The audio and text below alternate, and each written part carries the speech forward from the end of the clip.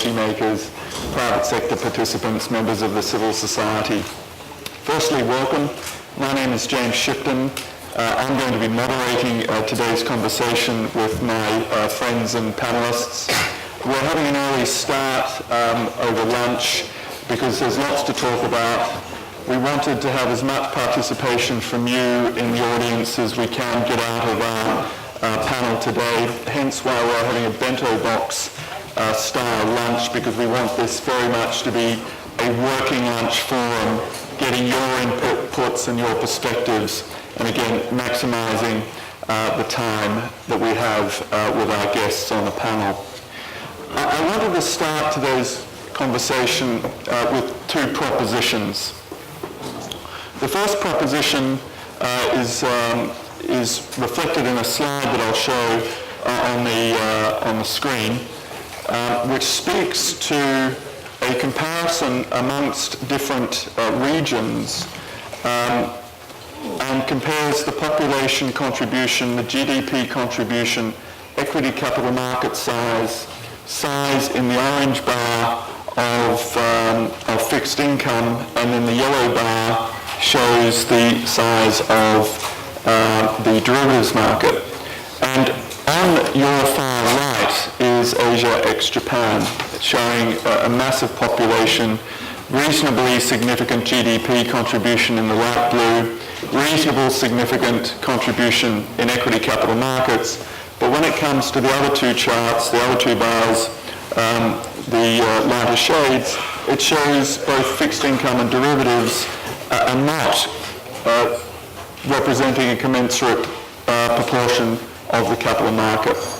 So the first proposition is there's an enormous amount of headroom for growth, not only to keep up with the GDP contribution, but to solve for problems for the population growth in Asia. And that speaks to both real economic concerns, but it also speaks to building social welfare nets. The second proposition was raised by President Kuroda yesterday, and that is the amplified challenge that comes from the narrowing of the financing and funding channels from Europe, and how that narrowing of those financing and funding channels will impact the challenge that we see before us here in Asia, and that is utilizing capital market growth to fund the real economy and to develop social welfare nets. We believe that the conversation has to be as broad as possible. We believe that the private sector has an enormous role and responsibility, and this is why we've brought together the full spectrum, we believe, of the thought leadership community when it comes to the development and ideas of how to move these important initiatives. So we're very pleased to have with us the Treasurer of the Philippines, Roberto Tan. We're also very pleased to have the Chief Representative for Asia Pacific for the BIS, Eli Ranamola. Jennifer Elliott, who is Managing Director and Regional Head of Moody's, will represent the important voice of the credit rating agencies. Don Kanak, who is Chairman of Prudential Corporation in Asia, will bring a perspective which we think is absolutely vital, and that is of the pension community. Hans Seekat, who is President and CEO of the Philippine Stock Exchange, will represent the important role of market infrastructure providers in the capital markets.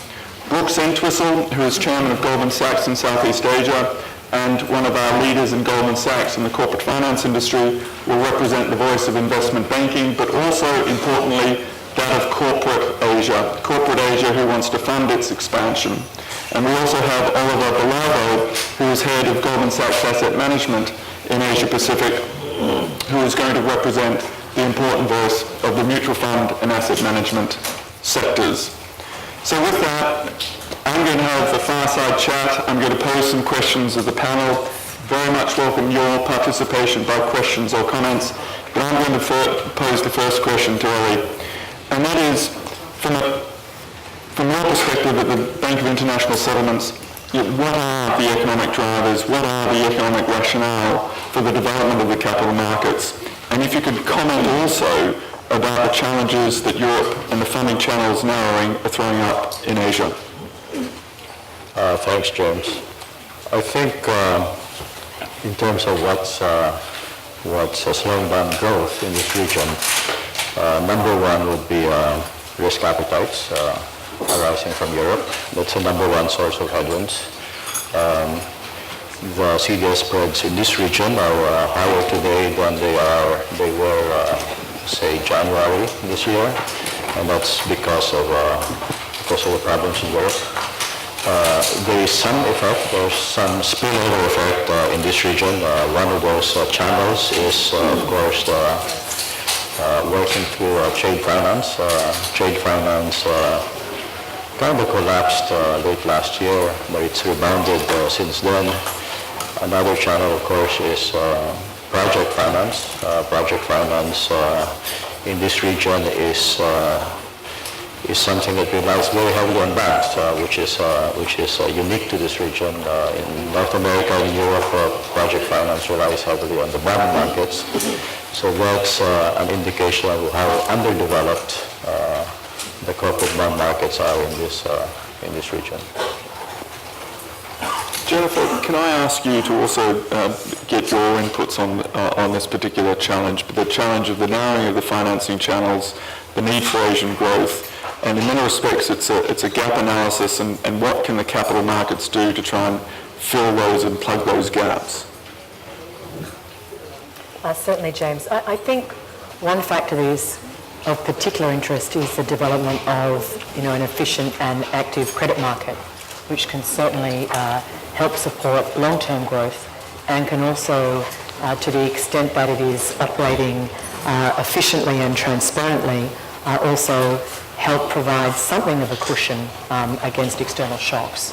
And I think that that's probably an area that is certainly worth spending some time discussing in terms of not merely the existence of a market in and of itself, which I don't think is the answer, but the existence of an efficient market and a deep and liquid market, I think are some of the things that we could certainly turn our minds to. I mean, because clearly at the moment, markets exist in different shapes and forms across the world, but certainly in Europe, there is a credit market, it's just not operating terribly efficiently. So I think understanding to the extent that we can understand the reasons for that and what some of the challenges to that have been, particularly in terms of lack of confidence in the market, why those markets have frozen up, those kinds of issues might lead us to an understanding of how we could have an efficient credit market that could help contribute to growth, not merely a market, which I don't think is an end, in and of itself. And picking up that point which you raised, which is growth, I wanted to just deconstruct the concept a little bit and maybe bring in Oliver and Brooks into the conversation. When we talk about growth, what are we talking about? And Brooks in particular, I'd be interested in your perspective as what corporations are saying to you, what solutions are they looking for clients, and as I said, to fund real economic growth around the Asia-Pacific region. Sure, thank you, James. And let me add my thanks to all of you for joining this event. It's a terrific turnout, and we're very appreciative given how important this region is to all of us and to the firm. It's a big question, James, and I think one of the important points is, as we think about, and we've been now operating in this region now for 25, 30 years, and I myself have been in the region for 2 decades, the sophistication of our corporate clients continues to increase by the week, by the day, by the month, by the year. This is something that, as they look at different solutions over time and think about this chart behind us, it is no longer a pure equity capital markets driven region, which it really was for much of the time when we first got started and when companies thought about how they finance and how they grew. There is a dire need for a much broader suite of financing solutions. And as we think about how we build out our own team of people and resources around the region in all the countries in which we operate, it is a much more even split of corporate finance professionals, debt capital market professionals, equity capital markets professionals, all attacking the same solutions for our clients. I think that is an important piece and change within the puzzle. And what you have within this broad series of markets that we all cover across the region is a real competition among the markets to be able to address the needs of these various corporate clients that are either focused domestically or more increasingly pan-regional or even global out of the region. and these markets' ability to address the needs to compete for equity listings. And we're going to hear from the Philippine Stock Exchange over this panel. But that in itself has become a competition within the region. The most liquid market, the deepest markets, the ones that can bring the biggest series of investors are the ones where people are focused on listing. Those that are not able to deliver that have bigger issues in attracting listing clients. On the debt capital market side, individual countries have their own markets, of course, but they're shallow. And I think all of us have been to these meetings for many, many years know this concept of a regional bond market or a bond market concept has been kicked around for a long time. But with each passing year, each passing moment in time, this becomes more and more acute. And specifically, when I run my comments here, I think back to the Hyderabad ADB meetings in 2006 in India, where we spent so much time on the infrastructure topic. We ourselves were building our own business in India at that point, and we're very focused on infrastructure as a leading part of our business there. And what we found, and what continues to be a topic even this morning as we've made the rounds, is the dire need for continued opportunities to finance on a longer-term basis these projects, to put together packages around these projects, to deliver investable ideas and projects in infrastructure to the pools of capital that are waiting to come in here. And that, I think, is one of the most urgent tasks among this group and among this panel as we think about it today. Thanks, Brooks. And just before we leave off the drivers, I wanted to bring Oliver into the conversation. And Oliver, I also wanted to ask you not just about the real economic drivers and the opportunities, particularly around infrastructure, but also some of your observations of the narrowing of the financing channels from Europe and their implications for Asia. Yeah. Thank you, James. And I'm sure that Don's comments later in the session will align with this, but I want to just draw your attention to two ratios shown on the chart. If you look at the ratio of the population to GDP for Asia and then compare it with all the other countries, and then look at the ratio of debt to GDP and compare it with all the other regions, what we have here in Asia is a very sizable population that is getting richer. So the debt to the GDP per capita is expected to explode. With that will come a significant increase in personal investment in insurance, in banks, and in other financial products. Those investments will want access to capital markets-driven, commonly debt capital markets-driven securities. So there is going to be an explosion in demand for what we are talking about here. From the other side of the coin, the debt to GDP ratio tells you that you have a significantly higher probability of being paid back if you buy those debt securities from Asian issuers, whether they are governments or corporates, because there is more money to support less debt. For that reason, not just Asian institutions, but global institutions are restructuring their liability-driven investment profiles towards buying more Asian debt and more emerging market debt. And we saw this play out with the significant increase in demand in the Asian debt markets last year. Most explicitly, of course, in the dim sum market, where the pricing of corporate risk for a short period of time was entirely driven by the liquidity provision from investors rather than by the quality of credits that were available in the market. And I believe that that is highly likely to continue. This will be important, as James noted, when or if there is a pullback from foreign bank provision of loans to Asian corporates. Bank loan has long been the principal source of financing. But as that pullback happens, so the big investing institutions from our expanding insurance and mutual fund base will become incredibly important replacements for that pool of capital. And clearly the capital market structures have to be in place to allow that to happen, because transparency and liquidity is going to be important to those retail investors and institutional investors when it happens. Thanks, Oliver. And I know, Don, you've been looking at similar numbers that have recently come out. What observations would you make when it comes to the distribution, as it were, of different types of financing options in Asia versus other parts of the world? Well, I don't know if this is on. Let me talk about it from the standpoint of the insurance industry rather than step on anyone else's territory here. As Oliver said, Asia has historically been very bank-centric. The insurance industry has been growing. In a few countries, it is very fully developed and highly penetrated. But for emerging Asia, it is still relatively unpenetrated, and the number of investment opportunities or long-term saving opportunities is relatively limited.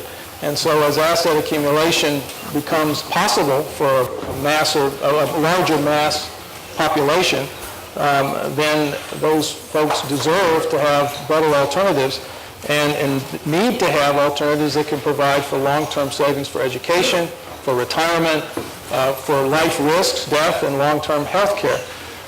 So in that sense, there's a big need. It's growing, as Oliver said, and we see it across the region. We now have about 350,000 insurance agents across all of Asia, and that business is growing very well because of that. The challenge becomes you want to offer products that provide those long-term needs, and in order to do that, you need to have long-term assets that you can purchase to match those liabilities. If you don't have those assets, you're restricted in the types of products that you can offer to the consumers who need them. So as Oliver and Brooks were implying, the insurance industry becomes a natural client if we can see a broader development of the fixed income markets, see more depth and efficiency in the fixed income markets. If there is a broader Asian bond market, then we can offer products that meet those needs, more consumers will be served, and the financing needs for infrastructure and other long-term growth building investments will be met. So it all comes together, but it builds around this crux of the need for a bigger and more deep and efficient fixed income market. And Don, I'm going to come back to you because I wanted to explore more the role of the insurance sector in the broader economy.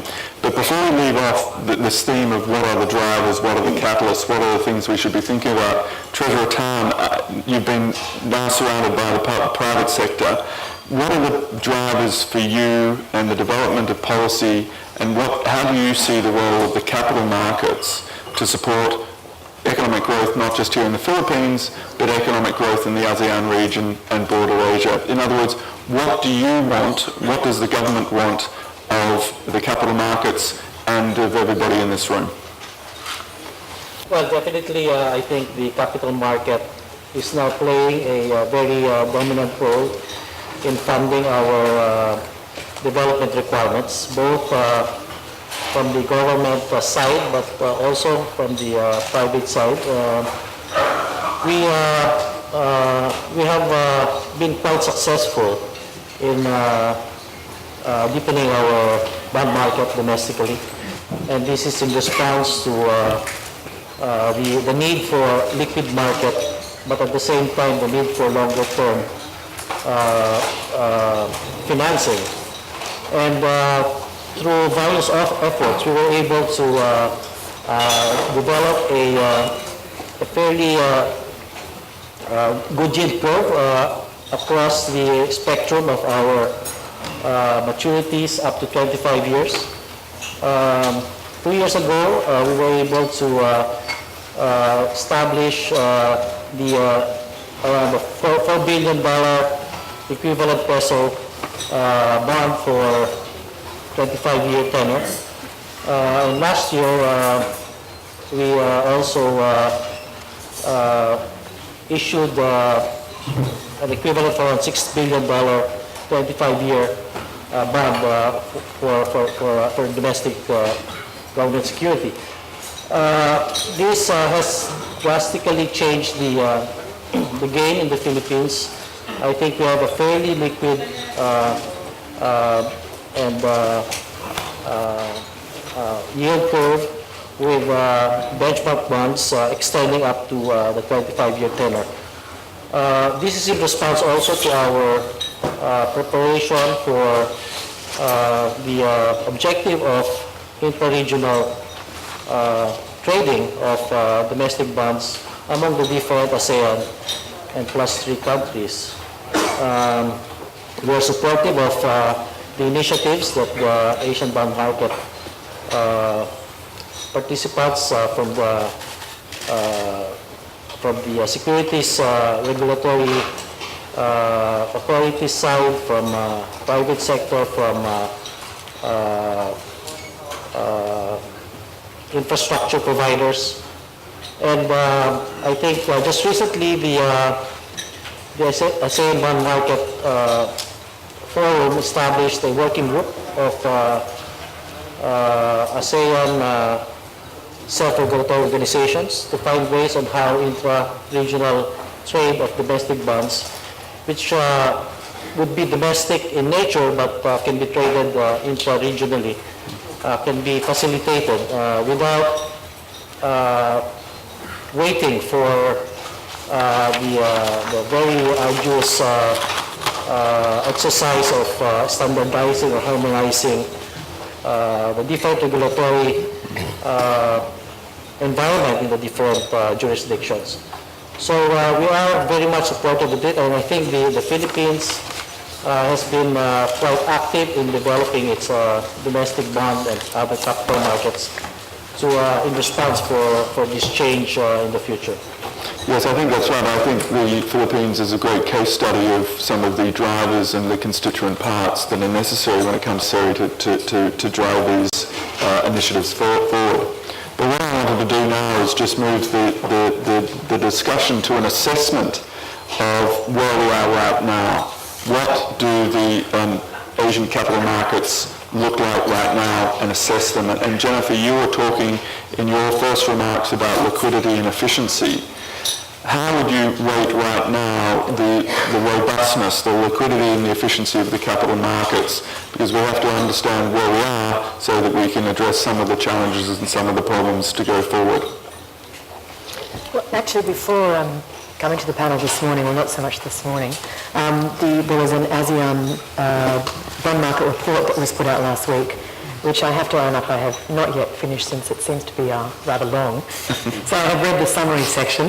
But I thought there were some very interesting observations in that, and the general conclusions seem to be that the infrastructure was in place, so that there was a sound and robust infrastructure, I think was the headline phrase in that document, and that a lot of the necessary mechanics for a deep liquid operating market were in place. And I think that is true.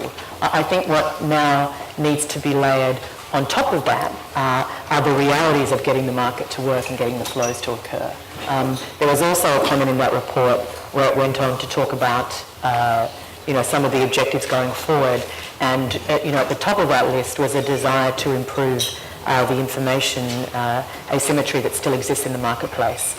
And I think that really ends up being a catchphrase for a broader issue that needs to be addressed, not just in Asia, frankly, but everywhere, in terms of improved disclosure in the markets. So, my sense from that report, which I would agree with as well, is that a lot of the key cornerstones of the framework are there, but it requires, the regular activity and trading flows, and in a sense, confidence in the market for it really to operate in a more robust manner, I think. I think the point about confidence is absolutely right, and I'll come on to that in a minute, because I wanted to ask particularly the investors sitting on this panel about the investor confidence. But before you did, you raised the infrastructure word. Infrastructure, not so much in building bridges and highways, but this is the infrastructure necessary for the operation of the capital markets. And Hans, this is your business. And I'd be interested in your perspectives on how the market infrastructure exists right now, how you would rate it across the region, and is it prepared or is it positioned for that next generation of hopeful economic and capital market growth? Thanks, James. Well, essentially, across the region, you have probably a diverse set of infrastructure capabilities as there are countries in the sense of relative development. So you might argue that the more developed economies have infrastructure that's been in place and has been able to handle higher volumes. And the original comment that Brooks about having massive liquidity as a key driver to any exchange. So each exchange, I think, wants to be the perfect enabler, wanting things to move very well in terms of transactions getting done at the lowest possible cost, obviously at the most efficient manner. And one would argue that at least across the region, you have at least the basic set of infrastructure that's set up. Now, the question, maybe the second point, is that if you're thinking of like cross-border trades and the efficiency of that going around, you might argue that that has basically is not perhaps where we want it to be. And again, it's it is driven by the differences in relative development of not just the infrastructure per se, but I would argue also some of the differences in the regulatory regimes, which actually create a large part of the friction and the friction costs associated with doing cross-border trades. And for example, even the attempt that the ASEAN countries have, the ASEAN exchanges, in terms of the ASEAN link, is probably a good example wherein the intent is there, and I think the technology is probably the easiest thing in respect of putting it together. But actually getting it operational has been delayed by a few of these, I guess, issues that we've only realized as we started doing it. And so from a concept of, for example, flicking a switch in all 5 countries will get to be turned on immediately, which is the concept, let's say, about a year or 2 years ago.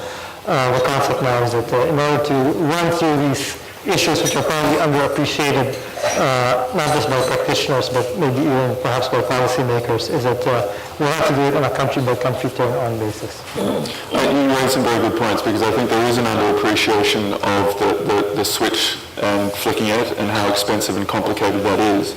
But I also think that there's an enormous catalytic role of the development of market infrastructure for the development of the market. And we'll come on to this theme when we talk about some of the G20 initiatives that is mandating market initiatives and trying to think about ways and means of harnessing the energy out of the G20 for that capital market growth. But I wanted to go back to Jennifer's very important point about investor confidence and maybe ask Oliver, as an investor in the region, what are the component parts to make you confident in investing in the emerging asset classes, hopefully emerging asset classes and hopefully emerging products in Asia's capital markets? Well, the key universal trait is obviously the likelihood of getting your money back. And the ripple of laughter I think is more an expression of history, but there are some parts of the region where the structure of the covenant for a debt investor is important. The vehicle through which the debt structure is created has a meaningful impact on the investor's rights over time. In the infrastructure space, for example, if we are to meet the $8 to $10 trillion demand for infrastructure capital, it is unlikely that any individual balance sheet is going to be able to meet that demand. And therefore bringing the pooled resources of the financial sector and the retail sector to the table is going to be important. And having an open platform that allows equality or fairness of rights at the investor table is going to be important. And there are some countries in the region where those structures don't exist today. So as we look at putting together the infrastructure for this investment over time, creating that quality of governance for investors is going to be extremely important, because the quality of the money that can be brought to the table from this region is extremely high. There are very deep pools of capital, and the savers are long-term. Somebody who leaves school at the age of 18 and goes into the first pension investment is a 60-year investor. And that gives a very long-term view either to that individual or to the investing institution, insurance company, for example, with whom they put their money for safekeeping. And therein lies a really key lever for the region's corporates and governments in financing many of the things that we all wish to finance over the coming years. Ellie, I'd like your perspective, and then I'd like to also ask Don his perspective on some of the supply constraints. James, I will dare to be specific. I think in this region there are two kinds of markets. There are markets that are like Hyundais. They function well. They serve the role they're supposed to serve. And there are markets that are more like tuk-tuks. They're very rudimentary. They can only get you so far. Let me do it market by market. In this region, in the bigger ASEAN countries, Philippines, Indonesia, Malaysia, Thailand, the Hyundais are the stock markets and the government bond markets. The markets that Hansa overseas and the market that Babutan overseas, these markets are fine. We have yield curves, we have liquidity. Let's not worry about them. The markets that are tuk-tuks are the corporate bond markets. Completely ignored. Jennifer has nothing to wait in these markets. I'm glad you're concerned. That's where the focus should be. Now, there are the smaller ASEAN countries, of course, Cambodia, Laos, Myanmar, Vietnam. They have to focus on their banking systems. They're not ready yet for financial markets. They need to move their banks from the state to the private sector and make them operate as banks. But for the bigger ASEAN countries, corporate bonds. And it may be that the domestic markets are not big enough for corporate bond markets that are liquid and deep. Maybe you need something of a regional bubble. And actually, that's a very good point. Thank you for being specific. And Ellie, that's why we're so pleased that you're running the BIS, because it's all about specifics. Brooks, the point that Ellie raised is an excellent one about the corporate bond market. You speak to corporates every day. You run the business in ASEAN. You've run our business in India. Be very interested in your perspective as to the corporate bond market development. Sure. I think this notion of getting specific is important. And I haven't thought about some of these markets in the form of tuk-tuks, but I like it, and I will use it and give you full credit. The corporate bond market issue, I'll just think about the 5 years we spent building our business in India. The number of white papers written on this issue, whether or not it was for the Secretary Paulson visit or then the Secretary Geithner visit, you realize that the same papers were just change the date and change the cover between those two visits. The same topic is there, the same need is there. And if anything, the Indian economy had continued to grow, this absolute infrastructure need had continued to grow. And the underpinning and the need for this was this corporate bond market to address all the issues that were raised on the panel. We saw that as well as from an investing standpoint, a private equity investing standpoint. We had a very active investing effort in India at that point in the infrastructure space, including we had our infrastructure fund based on the ground. And not unlike others, we had plenty of equity capital put to work, but it was a drop in the bucket, and it was hard to do, and it was only a small piece of the actual puzzle to make these projects work. And so we keep coming back to this issue, but I think what's important, and again, to get specific, is to put together the four-table arrangement and go from writing papers to getting investors, corporates, market experts, and regulators around four sides of the table, shutting the door, and getting to work and figuring out how this can play out and getting very specific about it. And the investing piece of this, I think, if we really pulled the clientele and this amazing gathering that's being put on so far, the number of investors, and people that are thinking about investing in these markets, there needs to be more investors in this dialogue. People like Oliver and his colleagues and others around the world that think about this every day. They need to be a key part of this because they're the ones ultimately buying this paper. Absolutely, and that's a great segue into actually asking Don, you're a buyer of this paper. What do you need to be confident? What do you need to see it happen? And how do you want it to develop? How can we have a specific response to Ellie's specific needs? Let me first, I agree with Ellie's point about the equity markets, government bond markets are definitely far ahead. Although I do think we need more policy initiatives to encourage more issues into the equity market and keep the capacity growing, because I think as savings continue to develop, we're going to need even bigger and faster growth in the equity markets to avoid capacity issues. But I want just a slightly different, turn up the heat a little bit. You wanted to have a lively discussion.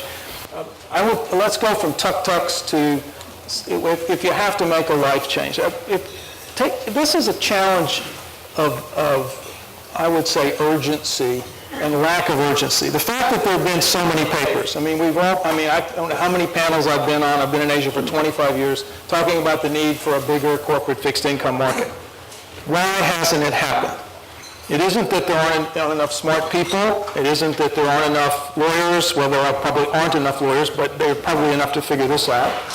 But I think it's a lack of determination and urgency on the part of all of the players in the picture.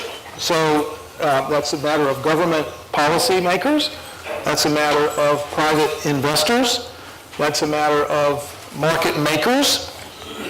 And I think that's a matter more and more that should be the province of folks that are thinking about the future of society and how do societies achieve the objectives which are being talked about in this annual meeting, which is around inclusive growth, around opportunities for all sectors of society, about dealing with the demographic changes that are confronting Asia. Some people have a demographic dividend right now. Some countries are in a very different position in looking at our aging population coming on quickly. Eventually, all countries are going to get there.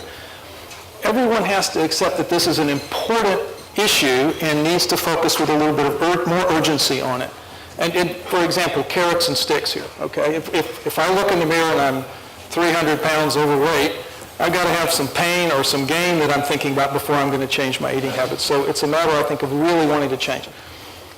Look at the question that's now facing a lot of the developed markets in terms of the sustainability of their social benefit systems, which are very reliant on public benefits and are stressing the fiscal situations of a lot of advanced economies. Emerging Asia doesn't want to end up in that boat, right? We need to have a balanced financial system and a system which can provide a strong private pension and private insurance and private saving and investment market to balance the role of government. In order to do that, we have to have liquid capital markets to make that possible. So the urgency is there. If everyone is only going to be able to put their money in deposits or just public sector bonds as individuals, that's going to make it very difficult to get to the point we need to have a strong, balanced social safety net in the end.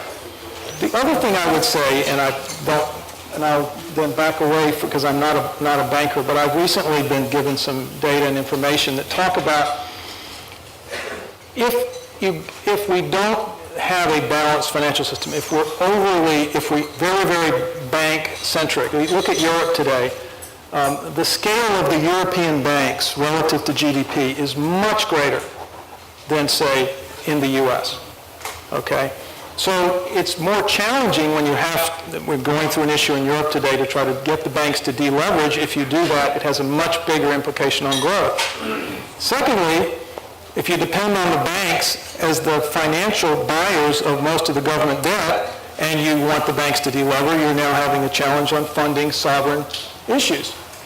So we look, and I'm not holding up the U.S. as an example, but the U.S. system, the banks are about half the size relative to GDP of Europe. And the work of financial, if we look at the scale of financial intermediaries or capital markets, it's much bigger. That means that bank deleveraging doesn't have the same impact on the private economy, and government isn't depending on the bank so much for borrowing for funding the government borrowing. So I think for both of those reasons, the carrot being building up a sustainable social benefit system, and secondly, not getting into the point where we have a system which is very unbalanced with the banks too big as a percentage, we need to get to build fixed income markets. It takes urgency on the part of everybody. We don't have that yet. But that then poses the question which I wanted to come on to. How can we develop that sense of urgency? How can we develop the political will? And Treasurer Khan, I'd just be interested in your observations as you're hearing this sense of urgency. In your observations when you're at policy meetings, to what extent do you believe that the policy community understands this sense of urgency, this urgent need, which in many respects is being amplified by the European debt crisis? Yeah, Treasurer. Yes, the question is, to what extent, in your observation, is there an appreciation by the broader policy community at the sense of urgency in developing the capital markets? And is there a full appreciation of the benefits? Don spoke about the economic benefits, but he also spoke about the social welfare benefits that a capital market can bring. Is there an appreciation, enough appreciation in the policy community, or indeed is there more that we should be doing to create an understanding of that urgency? Well, I think there's increased recognition and sensitivity now on the part of our regulatory agencies, not only in the Philippines but also in the region, for us to be able to develop or deepen our own markets, one, to be able to service requirements of, let's say, social benefit institutions, and at the same time also funding our infrastructure requirements, which is a very, very urgent developmental need for the region as a whole. The initiatives that ASEAN bond market players are doing now is demonstrating that urgency. Where, of course, as Hans said, in different stages of development and our regulatory environment have been in response to this, we're looking at ways on how to facilitate inter-regional trade of government securities, private sector issues that we can do in let's say 3 to 5 years, and work on the longer term needs of the countries in the region, so that inter-regional trading of bonds and other securities could take effect immediately. Given the crises that have arisen in Europe and in the United States, it becomes now more imperative for the region to be able to find ways on how capital and savings that we have can be mobilized without going through the mature capital markets. And I think that's one of the major agenda of our initiatives in ASEAN, plus our 3 partners in the region. So more than ever, I think it is now a very, very urgent issue for our regulatory agencies to find ways on how we can harmonize, standardize, and even before that, find ways already with existing regulatory frameworks of the different economies, how we can conduct inter-regional trade. Yes, and that is a very important dialogue, and again, this is why we think the full spectrum of the capital market, particularly the investor segment, is an important component of that discussion. And so what I wanted to do now is just turn the conversation into some of the specifics. What can we do now that we've established that there's an economic need, a political imperative? We've highlighted some of the gaps and the concerns. What are the actual actionable items? And Jennifer, you were talking before about some of the constituent parts, but of a broader, more efficient capital market that will service not just the real economy, but service social welfare nets. Are there useful international models that we could look to, particularly in the bond market, or are there any precedents that are useful, or is it going to be sort of a build in Asia, under Asian terms, with Asian designs? Well, there's certainly a lot of models we could look to now, and I suspect some we like and some we don't. I think one of the interesting questions for a number of the markets in Asia at the moment is how are they going to develop in terms of what I would call the treatment of credit within a given market. And, if you look, for example, at the way that has developed in the US, where companies are and have been on a regular basis allowed to default, and you've seen alongside that the existence of a very deep high yield market and the risks and benefits associated with that. At the other end of that spectrum, perhaps in this example, I think you have Japan, where by and large companies do not default, and there is in effect a socialisation of credit. And now I don't think, neither one of those models is right or wrong, they're just different. And I think as Asian policymakers and regulators look at setting up the framework and the institutions that they would like to govern the credit markets, there's some quite interesting issues for them to consider. And there's been some recent examples in China, I know, which has been, as I'm sure you're all aware, a very fast-growing domestic market. And everybody watched with interest a couple of weeks ago when there was a corporate bond that was very close to default. And at the last minute, it did not. The arrangements were worked out, and the bank stepped in, and all that was quite publicly done. But it's very interesting as an observer to have a look at these markets and to see which way they might proceed, because I think it does have implications for the flow of credit within a given market, and also perhaps in particular the appetite for investors outside those markets to participate in that market, and that's probably a key question.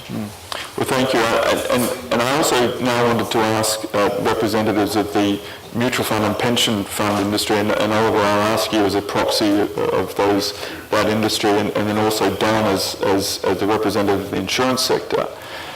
How do you see some of the investment restrictions that the different segments, insurance, mutual fund and pension complexes have around the region? And are they impediments to your investments, potential investments into the capital markets? Because I am intrigued, and I want to learn more about how you see, whether it's pension fund complexes or an insurance fund complexes, how you can serve the broader economy, particularly as investors in the broader economy, as investors into these new products, perhaps starting with you, Oliver. Well, both sides of the question. The long-term service is in the provision of vehicles for the members of the broad Asian population to save for those periods of their life where they are either out of work through sickness or other reasons, or when they are in their retirement. And that is a universal need. And the role of the investing institutions is to provide platforms to enable people to do that saving, whether it is forced saving, which obviously exists in some countries in the region, or whether it is voluntary through insurance or pension. It is a universal requirement. In terms of blockages, I think this plays strongly to the question that was raised about the sense of urgency. The governments and regulators in the region have a concern, and again, not surprising given the history of the past 5 years, about the activities and behaviours of global markets, and are retaining a greater degree of control over the financial infrastructure in individual countries. And that obviously plays out in different ways across the region. But if the result of that, as Don suggested, is that the capital markets are not as big and liquid as they could be, there are less assets for the investing institutions, pension funds and insurance companies, to buy.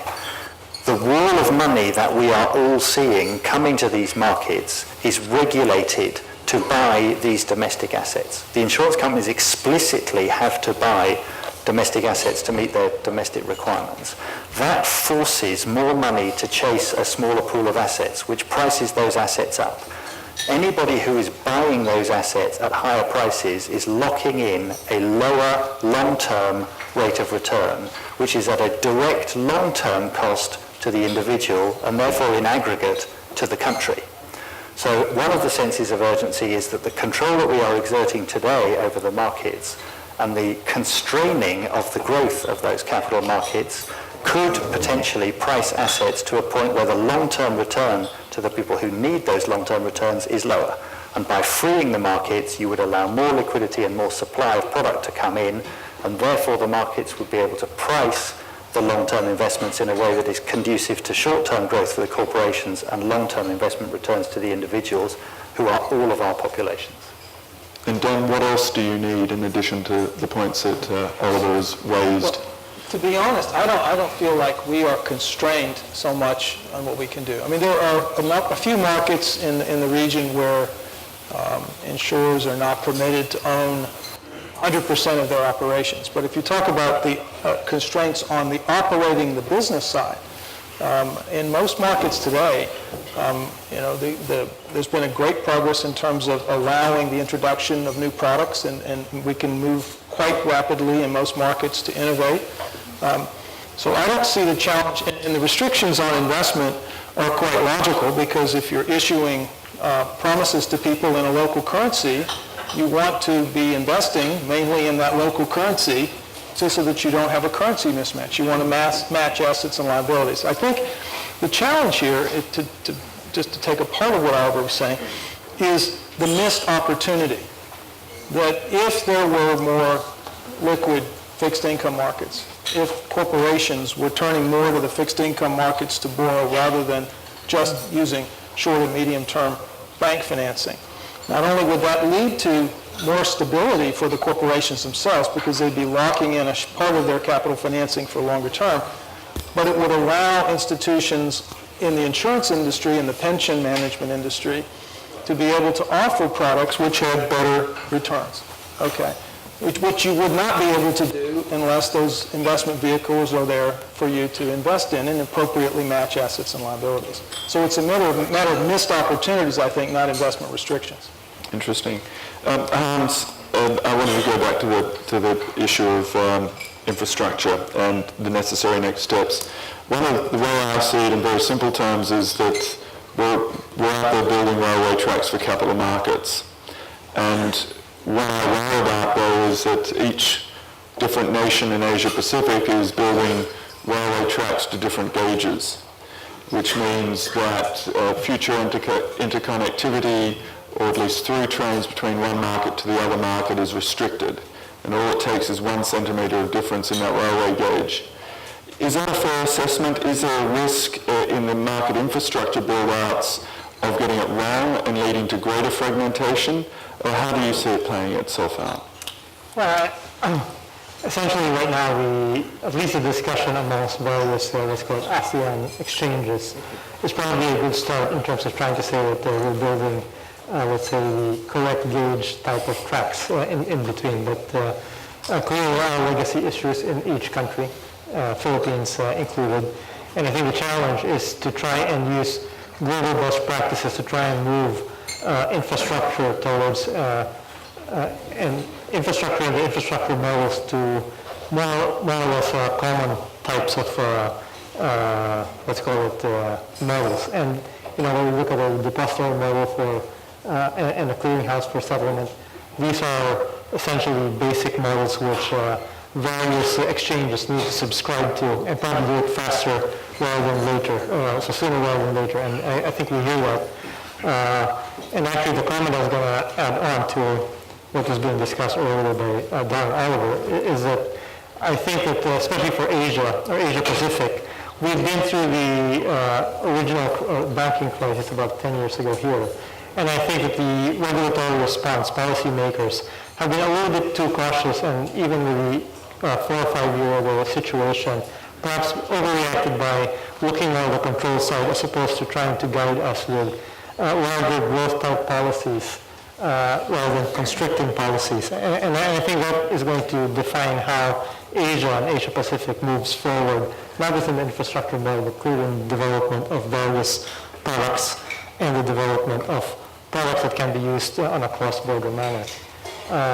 If I may go back to the model situation, I think right now the answer that ASEAN exchanges are trying to do in response to the different size gauge track is to say that for the time being, local rules apply, but clearly that's not going to be a robust system as you grow trading in an interconnected manner. So in the future, there is going to be, and there is already discussion right now, talking about perhaps a central clearinghouse, perhaps a central depository, something of that nature to at least combine all of the, or eliminate some of the legacy issues that we're faced with. And this also has to do with the various regulatory bodies, the various SECs in each country, kind of accepting perhaps a more liberal view of certain things. Because clearly when you talk about legacy issues, there always is a very strong sovereign element to all of this and a long history. And I think the willingness of policymakers to say, look, we need to look beyond our border is going to be very key to whether this development moves beyond, let's say, the discussion stage into the actual execution stage. And we've come right back to the point of developing enough political will and sense of urgency to get that discussion going. And again, I pose the question to all of us is, should we be thinking about some of the mandates coming down from the G20 to all of the capital markets on earth about regulation and infrastructure, and not just be thinking, as Hans, you made a very good example of the reaction in the Asian financial crisis, which was to regulate. Should we be thinking about how to not just best regulate, but best build and develop the capital market? And I think that's a question that all of us should think about and maybe help move forward. Ellie, I wanted to bring you back into the conversation. You're all about specifics. I wanted to ask, where else do you see any planning gaps? You saw the planning, you highlighted the planning gap of the corporate bond market. I personally can think of development of repo markets, securitization. Have you got some other thoughts of other areas? Sure, James. But before I give you those specifics, I think I'm very happy that you're raising the issue of political urgency, because that already recognizes the fact that government does have a role in developing these markets. In the government bond market, for example, it is the government that designates the primary dealers. You need someone to do that. It doesn't just happen. In the fixed income markets, depth and liquidity doesn't just spring up without any government help. Now, in terms of actual government help, what we need, I think, in corporate bond markets, for example, what the Monetary Authority of Singapore has just done. A month ago, the Monetary Authority of Singapore introduced 3 initiatives to help develop their corporate bond market. If you're a dealer in foreign debt issues, for example, the MAS will be happy to help you get swap liquidity. If you want to do securities lending, the MAS will help set up a corporate bond platform for that. The third thing we're trying to do is ensure post-trade price transparency in corporate bonds. This is something that just comes naturally to stock markets. The exchange provides post-trade price transparency, which is very important for liquidity. That's what the MAS is trying to do for corporate bonds. What I would like to see is for these things to be done at the regional level. Do these things for the different countries in the region and do it in a consistent manner so that they address the issue that you raised about railroad tracks with different gauges. They should agree on a common standard for corporate issuance. There's some degree of standardization we need, even for a market that's as heterogeneous as a corporate bond market. You probably want to extend this CMIM initiative so that it's not just something that's an emergency liquidity facility. You want it to be something that operates like a regional money market, something that works every day so that there is no stigma when suddenly you need liquidity for a particular country. A step in this direction, in fact, is an agreement between the Bank of Thailand, the Bank of Japan, Bank Negara, Malaysia. These guys have agreed to accept each other's collateral.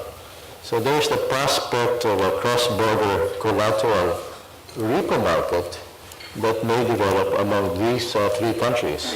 It would be nice if we have a money market starting from this that were more region-wide, that would include more countries, because a regional corporate bond market requires also a regional money market. So those are some of the specifics that I would suggest.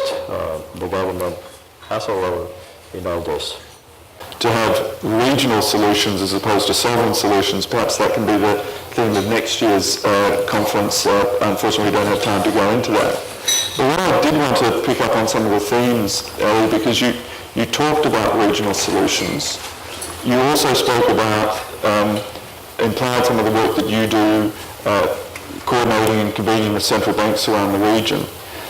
And the central banks are highly coordinated, as we're seeing here in the ADD, but do we have enough coordination with the securities regulators, with the ministries of finance? Because it strikes me that some of the products that we're talking about, we need to include the insurance regulator, we need to include the regulator of the asset managers, we need to include the regulator of the securities market more broadly. And how can we bring them together and bring them into the conversation so that we can try and find some harmony? I think there's a lot of scope for bringing them together. And one of the things that the central banks have been doing is something called EMIAP.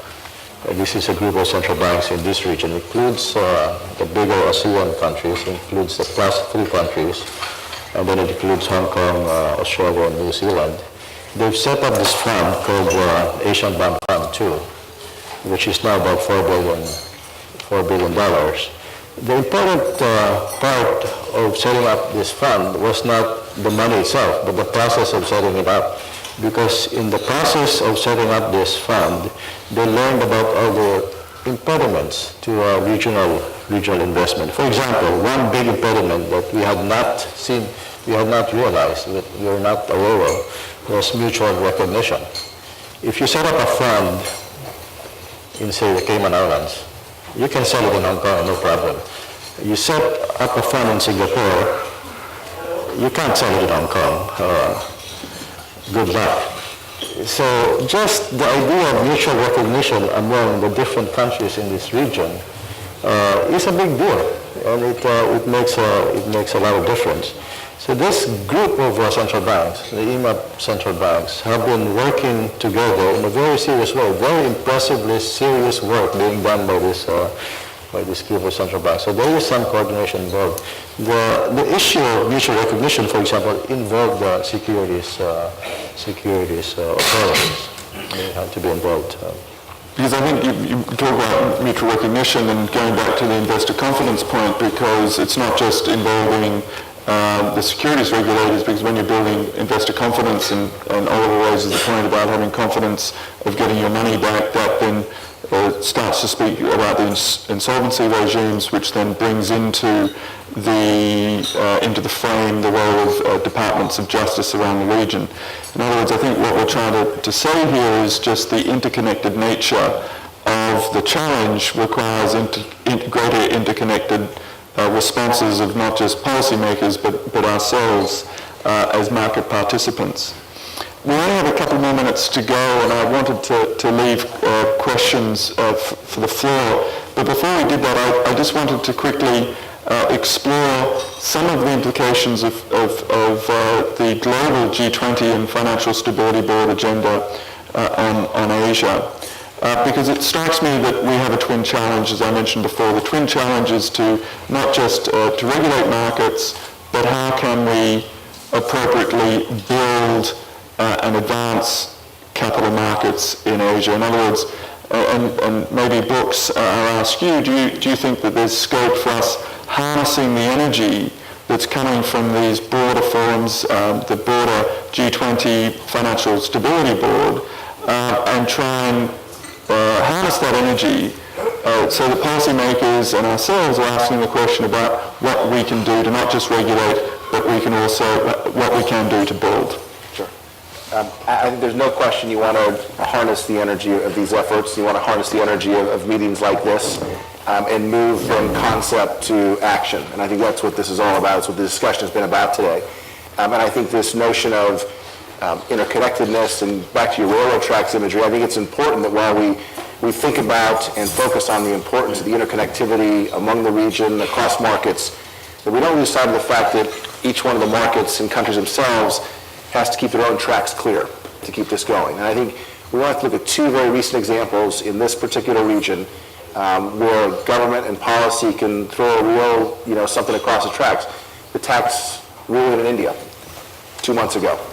The FII fleeing for the door out of the equity capital markets when that happened was extraordinary. And you realize that you can get momentum, and one policy decision can change the whole notion and tenor of the conversation. Conversely, in Indonesia, on the back of the ratings upgrade, if you think about the value of issuance, the excitement, Pertamina's issued $4 billion plus of paper out of that. People have achieved tight goals. The regulators been on board. People seem to get it out of that situation. So these are just small examples, but they're all about keeping your local tracks open as it relates to having the entire track and network connected and using the energy you talked about to really propel the train. Don, please. I think those are, the second example that you just gave is it's a really good one. Nothing succeeds like success.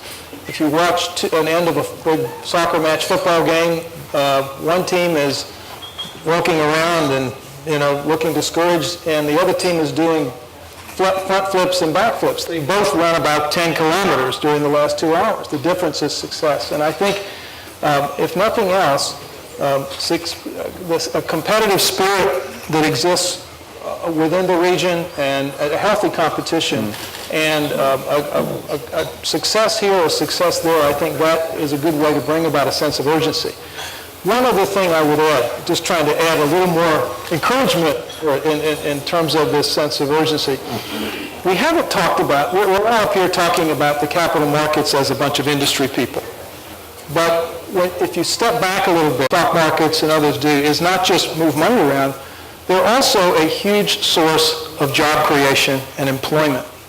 If you look at, there are so many studies out there, there's so many discussions. I'm sure in this meeting this week there are many discussions about the key role of services in building stable growth and inclusive growth and employment. And financial services is a very sound part of that service development. If you look at, I was on a panel, a different subject last year in Indonesia. The World Bank had issued a report in June, and it pointed out that even though financial services in Indonesia in the 12 months leading up to that were only 1.5% of total employment, it had accounted for 11% of job creation. So very significant addition to job. And these are jobs that are high value added service jobs, which is the kind every country's trying to have. Lawyers, accountants, system engineers, as well as trained people that are in the area of financial advice who have to have licenses and take courses. People who work in banks, in investment banks and so forth. So a very significant reason to build out a robust and balanced financial system is to create a strong and domestic job base which will stay there. Right? These are not jobs that necessarily flee when manufacturing costs somewhere change. These are strong domestic jobs. Well, on that very happy and positive note, I'm going to ask the floor if they have any comments or questions. We have microphones in the middle, and if you could identify yourselves as you're making your comment or question, the gentleman here, and then in the back. But we'll first go to the front. If you could go perhaps walk over to the middle, it might be quickest. There's a microphone in the middle.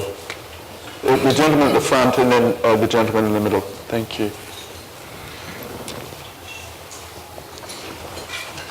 My name is Eric Guichard at Gravitas. First, I want to you this. That was an amazing discussion in terms of form and substance. A couple of things came to mind during the discussion. I think Jennifer seems to have nailed one major element, and that is the socialization of default, which seems to be more of a cultural issue. And I was wondering whether, as Westerners, we're not hitting our heads against this cultural element and trying to push things faster than they would normally occur. We seem to have had a different reaction when we hit the Middle East with this issue of religion and interest payments and how to innovate around those kinds of restrictions. But yet when it comes to Asia, we seem to want to push things faster than they normally do. And in the West, we tend to view debt as a positive thing. You can't access the capital markets without having a debt history. Whereas here, I get the sense that debt is actually not necessarily negative, but not necessarily viewed in a positive light. And so could you comment a little bit on the cultural issue as an impediment, and how would you address that in the context of trying to deepen the capital markets and debt markets in particular? Thanks. Jennifer, maybe Don, you deal with different markets, different products, different solutions. So throw that question to you. Pitch the insurance guy the cultural question. That's an innovator. You're ever eminently capable on all subjects, Don. 25 years in Asia. I think that, there's sort of, I'll give you, I was originally trained in economics, so I can give you on the one hand, on the other hand, answer here, I think. I would say that there definitely need to be nationally specific, culturally specific, appropriate ways of dealing with insolvency. But I think if you look around the region, you will see that that's proven to be possible in most cultures, most countries. It takes a while sometimes to sort through those issues, but I don't think there's anything inherently culturally makes it impossible to work through this question of solvency and debt and default. I will caution you, I came to Asia the first time in the early 80s, and I was traveling around the region, and I was taken aside in a number of countries and said, you don't understand. Life insurance will never be acceptable in our country because we have a strong family system, and the parents are taken care of by the children, and then the grandparents are taken care of by the parents, and no one will ever buy this product. And the very places that said that when I was in those countries back in the early 80s are now some of the highest penetrations of insurance in the world. So our understanding of how our culture responds to things changes as the things change.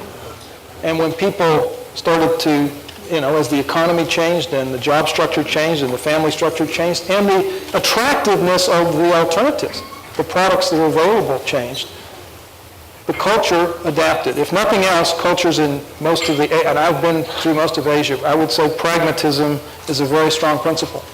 And I think people are adaptable. And I don't see this as ultimately something their culture will stop the evolution of the markets. Thank you for that question. That's excellent. I think we had one question in the middle.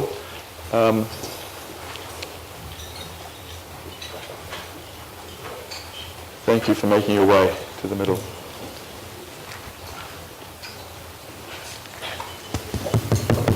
I am S.C. Jha, former ADB chief economist, and I could also say former member Indian Prime Minister's Economic Advisory Council. First of all, I would like to congratulate the team for the good deliberation. My concern is that at this point of a time, in my way of thinking, the Asian policymakers are a bit confused in the sense that before there was an example of Europe and United States. Now, looking into the global financial crisis emanating from US and Europe, the concern is what to look forward, both on the policy side as well as on the regulation side.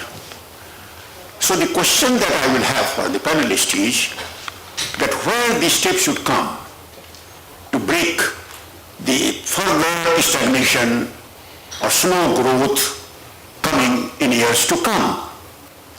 And here, first question will be of the whole financial structure, the financial system as a whole. Wouldn't that require a major review and re-examination? Then the question of the role of the capital market. Now, the history has revealed that the capital market, open capital market, has played a very major role in whatever possible, whatever the Asian economic tiger or Asian growth and so on, the capital market has played a role. Now, with this level of growth now in Asia, isn't that very, very essential for Asia to have the vibrancy in the capital market? So where they should start now, where they should look forward? Because if Asia also goes down the same drain, now what will be the impact on the global crisis? If Asia further deteriorates economically and financially and socially, it will have dire consequences for the whole world. And that is where the thinking has to go, how the financial system of Asia should be more and more robust and how capital market should play the role. Now here also I think there is a confusion about the market. As the panelists have been speaking about, where it should start, is the market, the private sector or government policy?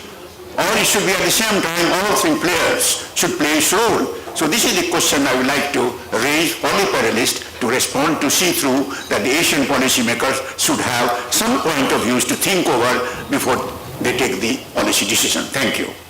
Thank you. It's a very good question, particularly on the sequencing. Oliver, could I start asking you for some comments and then the rest of the panel, please?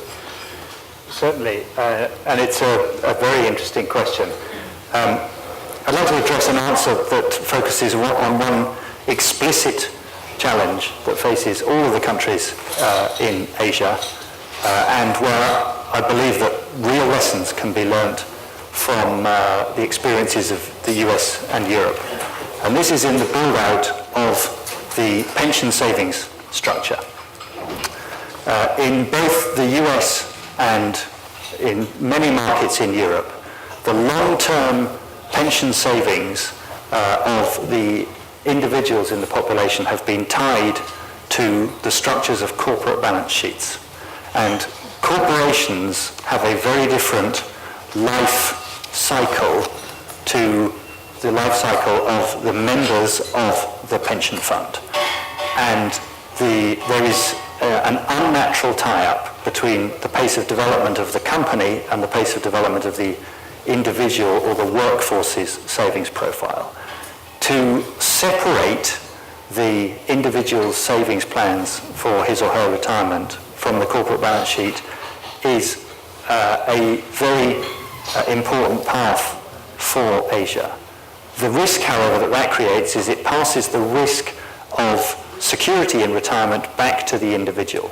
So how do the Asian regulators control for individual investment decision-making? Will individuals use the capital markets to take too much or too little risk? Both paths are equally leading to bad outcomes. How will they therefore protect the investors to make sure that they get the right investments and the right returns 50 years out?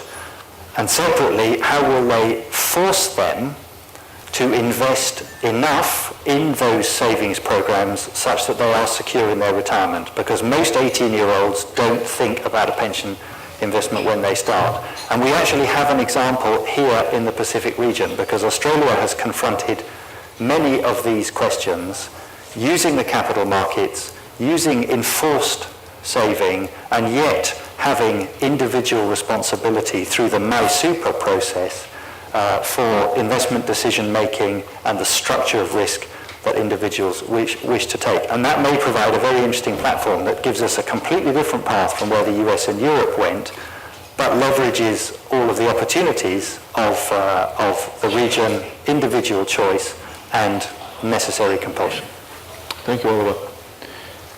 If there's no other comments from the panel or the floor, I think we've got time for one more question. The gentleman there, table 11. Thank you very much. The issue of bond market or investors investing, there are a number of things. One is liquidity. Am I comfortable in investing in a 20-year bond for 20 years, or I'm willing to invest in a 20-year bond, but I want the right to be able to sell it at any time? I think that's very important. The other is, of course, credit. Whatever period that I'm going to hold, I'm going to be safe. So credit and risk rating, all that's very important. Now, I think those are two of the most fundamental issues that have not been tackled and are reasons why I think bond markets haven't developed. Now, if you look at the US is a country where an individual is able to borrow for 30 years at a cost less than a Fortune 500 company. And the primary reason for that is because you have institutions like Freddie Mac, Fannie Mae, which has been able to provide that financial intermediation, assess the risks under certain guidelines. They're telling all these mortgage brokers, look, if you are able to produce, if you're able to originate transactions under these guidelines, I'm willing to provide, I'm willing to buy it, wrap it, provide the guarantees, and go to the market. So I think that has really deepened, that has been one of the sort of biggest reasons why the US capital markets are so deep. The housing market. I think if you have an institution like that in Asia, where where you're just providing this kind of secondary market liquidity, guarantee of credit, under certain credit principles, I think you will start to see the bond market developing. You start small, proof of concept, and as some panelists said, success will breed success. I think this will lead to a much bigger type of a market that is extremely necessary, very critical. Today, infrastructure projects are by and large being financed by commercial banks. Huge systemic risk because their liabilities are short-term. They're taking long-term risks. Projects are even taking more of a risk because the loans are being made on a long-term basis are made with interest resetting clauses, meaning they're lending for 10, 15 years, they may be, but the project faces interest rate risk at every month or every year at least. And this creates fundamental sort of risks within the system, banking system, because the projects may default. But and who is at risk? It's the banks. It's like when the the Latin American debt crisis happened in the 1980s. Mexico went default, $90 billion. Mexican finance minister was in Washington at the IMF building, and the press asked him, you're in tremendous difficulty, aren't you? He said, well, not really. I've defaulted with $80 billion. If I defaulted $2 billion, I'd be in trouble. But with $80 billion, the banks are in trouble. Thank you very much for that comment. Don, do you have any observations? Well, I think you've just led well into, there's probably a discussion you could have. There is an institution, as I understand it, that's just now beginning, and I met someone earlier affiliated with that institution here at the ADB, which is the Credit Guarantee and Investment Facility, which is to do exactly what you just described. And hopefully, I don't want to comment on whether it should go as far as Freddie Mac and Fannie Mae and all the other issues that could potentially create incentives. But to kickstart a beginning of a corporate finance opportunity with longer-term maturities, overcoming some of the issues that you described, it seems to me that we now have an institution which will be able to experiment with that and hopefully succeed at that. Well, thank you very much. Thank you very much to the audience for your participation, your attention, and your involvement. Thank you very much to the panel. And we wish you a very good ADB conference, and thank you to our hosts, also the Republic of the Philippines.